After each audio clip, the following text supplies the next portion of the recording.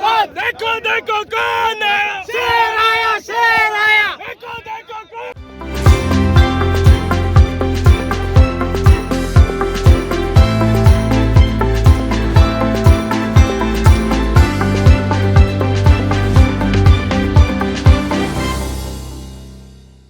मैं तो हमेशा से कहता आया हूँ और फिर दोहरा रहा हूँ कि जो नियुक्तियाँ सरकार कर रही है, पहले ऐसा देखने में आया था कि पॉलिटिकल वर्कर से ज़्यादा जो हमारे अधिकारी या जो प्रशासन के लोग थे उनको काफ़ी जगह दी गई थी, लेकिन अब कुछ उसमें अनुपात में बेहतर करने का प्रयास किया गया है। और अखिल भारतीय कांग्रेस कमेटी ने जो कदम उठाए हैं, सही दिशा में सही कदम उठाए जा रहे हैं। और मैं बार बार कहता हूं कि जो 30 साल की परंपरा है, परिपाटी है राजस्थान के अंदर कि एक बार सरकार भाजपा की बनेगी, पर कांग्रेस की बनेगी, इस परिपाटी को तोड़ने के लिए हम लोग संकल्पबद्ध हैं। आने वाले समय में हम लोग चुनाव जीतेंगे और हम लोगों को अगले 1.5 साल में लोगों का दिल और मन जीतने के लिए इसी दिशा में काम करना पड़ेगा।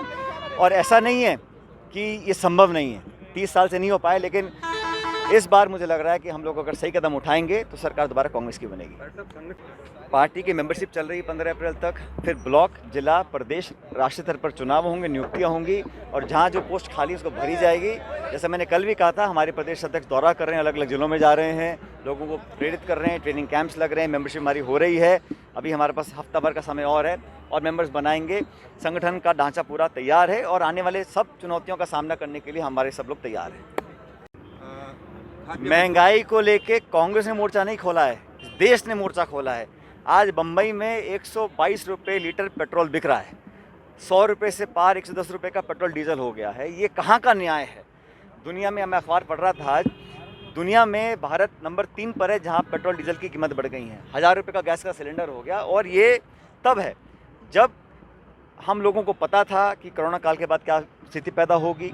महंगाई को रोकने के लिए दुर्भाग्यवश केंद्र सरकार ने कोई पहल नहीं करी है और जो राज्यों का हिस्सा था उसको देने में इन्होंने कमी करी है। महंगाई से कमर टूट रही है, गरीब लोगों की, मध्यम वर्ग के लोगों की, किसानों की, और हर प्रकार का काम किया केंद्र की सरकार ने। पहले काले कानून बनाए किसानों के खिलाफ, उनको विड्रॉ किया, फिर उन्होंने जीएसटी लगाया, फिर आर्थिक मंदी के दौरान इन्होंने जो देश की संपत्ति थी, चाहे एयरपोर्ट हो, हवाई अड्डा हो, रेलवे लाइन हो, तेल कंपनियां हो, बीमा कंपनियां हो, बिजली कंपनियां हो, सबको निजीकरण कर रहे हैं। और जब हमारी संपत्ति है, जो देश की गाड़ी कमाई है, उसको औने पौने दाम पर बेच रहे हैं, ये मैं समझता हूँ गलत है। आर्थिक दृष्टिकोण से केंद्र की सरकार बिल्कुल फेल हो चुकी है, महंगाई को रोकने का नाम ही नहीं लेती। मुझे बड़ा खेद है कि संसद का सत्र खत्म हो गया, किसी भाजपा के सेंट्रल नेता ने ये नहीं कहा कि हम महंगाई के खिलाफ काम करेंगे, महंगाई को कम करेंगे। उन्हें परवाह ही नहीं है। अगर देश को चलाने वाले लोगों को इतनी गंभीर महंगाई की कोई चिंता नहीं है, आप समझ सकते हैं कि देश के क्या हाल होंगे। हम सब सिर्फ जो लोगों की पीड़ा और दुख है उसको दर्शाने के लिए मोर्चा खोले हुए हैं और देश और प्रदेश में कांग्रेस पार्टी इस मुद्दे को लेकर आगे जाएगी और सरकार पे दबाव बनाएंगे कि महंगाई को कम करने के लिए कदम उठाए जाएं। भाई साहब, हमला कर रही है कि हिंदुओं के त्योहारों पर प्रहार किया जा रहा है। प्रहार तो हमें करना चाहिए महंगाई के ऊपर, प्रहार हमें करना चाहिए ऐसी हिंसा करने वाले लोगों के ऊपर, ऐसी हिंसक वारदातों को जो पोषित करती है उस सोच के ऊपर प्रहार करना चाहिए। और हमें प्रहार करना चाहिए ऐसे लोगों को जो देश को तोड़ना चाहते हैं। और हम लोग हर कीमत चुकाने को तैयार हैं समाज और देश को एक रखने के लिए। ये हिंदू, मुसलमान, मंदिर, मस्जिद, कभी हिजाब की बात, कभी हलाल की बात, कभी मंदिर की बात, कभी नववर्ष की बात, ये हम सब, ये चर्चा होनी चाहिए महंगाई पर, बेरोज़गारी पर, देश विकसित कैसे हो। आज दुनिया में जो हमारे आसपास जो हो रहा है, जो हालात श्रीलंका में बन गए हैं, जो पाकिस्तान में चल रहा है, जो बाकी देशों में चल रहा है, हमें अपने आप को सुरक्षित रखना पड़ेगा। तब होगा वो सुरक्षित ये देश जब हम सब एक रहेंगे, एकजुट रहेंगे। चुनाव आते हैं, राजनीति हो, चुनाव लड़े जाएं मुद्दों के आधार पर, लेकिन धर्म, जाति के ऊपर लोगों को प्रेरित करना, लोगों के अंदर खाई पैदा कर देना, वो किसी भी व्यक्ति को शोभा नहीं देता। मुझे लग रहा है कि हम सब लोगों को आगे बढ़ना चाहिए।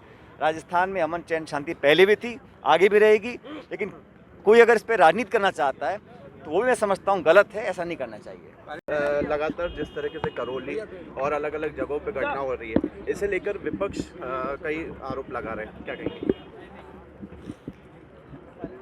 मैं ऐसा मानता हूँ कि राजस्थान या देश का कोई हिस्सा हो, जहाँ पर भी हिंसा होती है या कोई भी व्यक्ति कानून को अपने हाथ में लेता है, उसकी निष्पक्ष जांच होनी चाहिए और सख्त कार्रवाई होनी चाहिए। मैं समझता हूँ कि सभ्य समाज में इस प्रकार की हिंसा का कोई स्थान नहीं है। कोई किसी पार्टी, किसी धर्म, किसी जाति, किसी समुदाय का हो, लेकिन ये देश आगे बढ़ेगा तब जब अमन, चैन, शांति रहे। और अगर कोई ऐसा व्यक्ति है या कोई ऐसा पृष्ठभूमि वाला कोई संगठन या दल जिसने कभी अशांति फैलाने की कोशिश की हो, उस पर सख्त कार्रवाई करनी चाहिए। मुझे पूरी उम्मीद है कि पुलिस अपना काम करेगी और इस हिंसा को, इस वारदात को अंजाम देने वाले जो लोग हैं उन पर सख्त कार्रवाई हो, चाहे वो किसी भी पृष्ठभूमि के हों, कहीं के भी हों। और ये शांति प्रिय प्रदेश है, हमारा ज़िला बहुत शांति प्रिय है करौली। वहाँ पर इस प्रकार की घटना होना बड़ा दुख वाला है और बड़ा निंदनीय है। जो भी दोषी हों, जिसने भी इस प्रकार की घटना को अंजाम देने की कोशिश की हो, उस पर सख्त कार्रवाई करनी चाहिए। इसको राजनीति के दृष्टिकोण से नहीं देखना चाहिए। और मुझे लगता है कि आने वाले समय में हम सब लोगों को अमन, चैन, शांति के साथ रहना चाहिए। इतिहास गवाह है, हजारों साल से सभी धर्म, जाति, बिरादरी के लोग आपस में अमन, चैन, भाईचारे से रहते आए हैं। ये प्यार, ये मोहब्बत, ये हमारी धरोहर है, इसको बचाए रखना चाहिए। आने वाली पीढ़ियों को लगना चाहिए कि हम लोगों ने समाज और देश को आगे ले जाने का काम किया है। इस प्रकार की वारदातें जब होती है तो दिल बहुत दुखी होता है। पायलट साहब,